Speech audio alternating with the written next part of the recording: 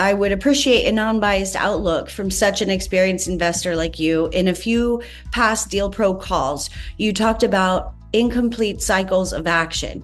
Can you please explain how to solve this issue reoccurring in my business and personal life, trying to make 2026 less dramatic than this year, if you know what I mean? Excellent point. So let's talk about cycles of action. What is a cycle of action? It's three parts. Anything you do is a cycle of action because first step is you have the intention and the decision to do something. Number two, you're going to start taking action toward it. And number three, you're going to finish that cycle of action when it's business related. So let's just summarize them by saying it's what is the definition of control. Control, by definition, is a full cycle of action whereby you can start something, change it, its direction, its intensity, its speed, and number three, to stop, to end. And then you can start again. Now that's a full cycle of action. So start, you decide to do something, change, you take action to do it, and end, you clearly finish. I accomplished what I want, it's concluded, it's resolved. When you start something and you are in the process of doing it and changing and doing some stuff, and you stop that and you're just too busy with something else, you start another cycle of action.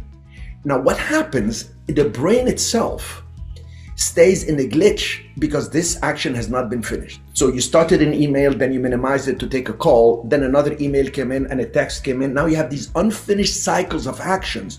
Do quite a few of these and your brain, your mind has certain attention units. Whatever is not finished, it stays hanging, it takes the mind of the person and overwhelms them. This was tested on waiters who did not finish an order. So they have 6 tables, somebody wants water, somebody wants thing, and the cook is calling them and all this, and they have unfinished cycles of actions for each table, and the check does not get paid and all this. They start getting very stressed and they become bad waiters because everybody has a critical mass of capacity. And like the Chinese says, he who knows himself has a great advantage. Well, it's not exactly how they said it, but that's what it is, right? So know your capacity. So a cycle is complete only when there is a definite end. You have the result that you were trying to get, you have a decision made, and it's closure. Even in relationships, if the person does not have closure of some sort, it stays hanging in their head. If somebody dies and they didn't finish telling them something, like when people die, there is usually something that is an incomplete cycle of action that they left behind, maybe some conflict or some issue that was unresolved.